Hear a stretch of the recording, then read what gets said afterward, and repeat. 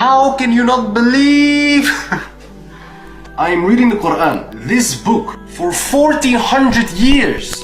1400 years has been untouched, has been remained. It's the same book. This book has been questioned by millions and billions of people.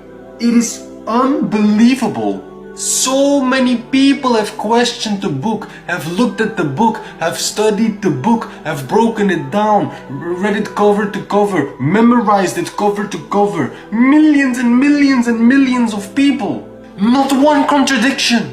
Not one mistake, not one error. There's so many predictions made. There's so many miracles. They're mathematical miracles. They're all of these things. How can you not believe? I keep seeing this, that people who are non-Muslim have believed or been told that they're not allowed to touch the Quran. That is just not true. That is an absurd idea. Islam actually really differs from a lot of religions or interpretations of religions that say that you need an intermediary or a priest or somebody to intercede or read the text for you. And the Quran, since its revelation to Muhammad, has insisted that people read it. In fact, the first word revealed to Prophet Muhammad was Iqra, which means read. So I highly, highly, highly encourage you, as a Muslim, non-Muslim, or because you want to accept Islam, whatever your reason may be, please read the Quran. Knowledge is power. Everyone should read and learn more and empower themselves.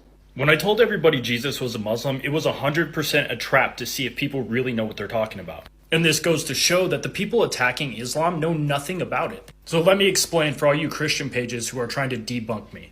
Jesus was 100% a Muslim, and there's nothing you can do to defend against this, because being a Muslim just means you submit to one God or Allah. And this just goes to show that all these Christians attacking Islam and attacking Muslims know nothing about the faith. I made a point in my last video talking to that day youth, and I told him that he has never read the Quran, he knows nothing about the belief. He came back talking shit, saying, "Oh, you don't know what I've read." Bro, if you know anything about the belief, you would know what the meaning behind Muslim really is.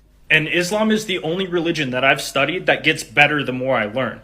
When I studied the Kabbalah or I studied the Christian books, it just gets worse over time. The contradictions get worse, the belief system gets worse, the morals get worse. Now, in my early 20s, I worked security in downtown Scottsdale at a bunch of different clubs. And I can tell you guys right now, I've seen a lot of Jewish women and Christian women inside of these clubs doing wild things. And I have never seen a Muslim woman up in these clubs doing raunchy shit.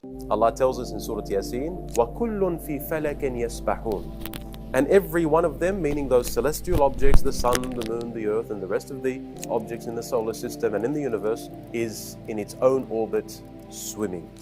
If we read from beginning to end, and if we read it from the end to the beginning, it is exactly the same letters. So in this part of the ayah, that message is literally represented visually in order for us to see that floating and orbit and swimming with the letters themselves.